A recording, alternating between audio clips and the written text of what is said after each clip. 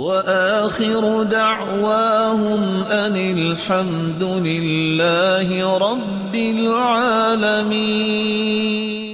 شاہ ولی اللہ کی بات سن لیں، وہ کہتے تھے ساری زندگی کو ٹکرے مارتا رہے، 3 پردے جب تک چاک نہیں کرتا، 3 بیریل جب تک توڑتا نہیں ہے، 3 رکاوٹیں جب تک دور نہیں کرتا، بندہ اللہ کے قریب ہو ہی نہیں سکتا۔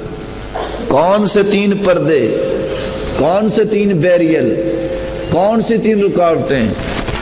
حجاب طبع، حجاب رسم، حجاب سوء فہم۔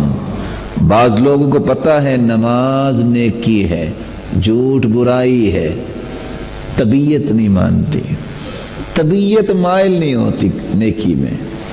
یہ وہ خبث ہے، یہ وہ خباثت ہے اس انسان کے اندر، اس کی طبیعت مانے کیسا؟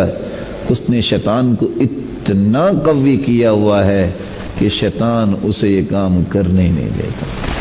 طبیعت کی چادر، یہ پردہ، یہ بوجھ جو ہے دل کے اندر، یہ انسان کو نیکی نہیں کرنے دیتا۔ کیسے کروں؟ میں نہیں کر سکتا۔ کیوں؟ دل جکڑا ہوا ہے۔ اگر کسی کا دل کھل جائے، حجاب رسم، معاشرے کی رکاوٹ۔ معاشرہ تو داڑھی والے کو دہشت گرد کہتا، میں نہیں رکھ سکتا۔ معاشرے میں تو یہ کام آج کل ان ہے، میں یہ نہیں کر سکتا۔ اس نے رب کی نہیں مانی، اس نے رسول کی نہیں مانی، وہ معاشرے کو رب سمجھ بیٹھتا ہے، اور معاشرے سے اتنا خوف اتنا رب سے بھی خوف نہیں کرتا۔ یہ پوری زندگی ٹکریں مارتا رہے، رسم و رواج کے پیچھے چلنے والا، یہ بندہ بھی اللہ کے قریب نہیں ہو سکتا۔ اس کو کہتے ہیں جاہلیت۔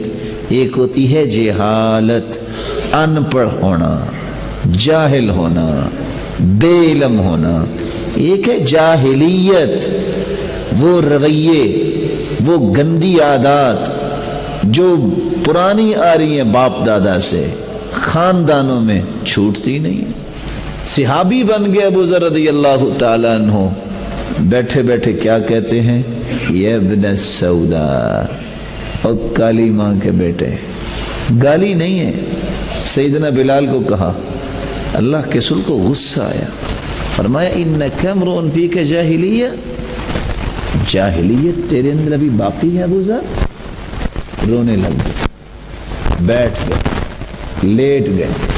کہتے اللہ کے رسول گھر نہیں جاؤں گا جب تک بلال اپنا پاؤں اور ایڑی میرے رخسار پہ نہیں رکھے گا۔ ابو ذر کو سمجھ آنی چاہیے کہ کلمہ جاہلیت کا اب بولنا جائز نہیں رہا۔ یہ عادتیں انسان کو برباد کرتی ہیں، یہ معاشرہ انسان کو روکتا ہے۔ تیسری چادر جو ہے، اگر کوئی معاشرے سے بھی خوف نہ کھائے، حجاب سوء فہم۔ بندہ سمجھ غلط گیا ہے۔ سمجھ وہ ہے جو صحابہ نے سمجھی۔ صحابہ نے نماز پڑھ کے دکھائی، صحابہ نے رفع الیدین کر کے دکھائی، صحابہ نے ہر ایک مسئلے کو سمجھا۔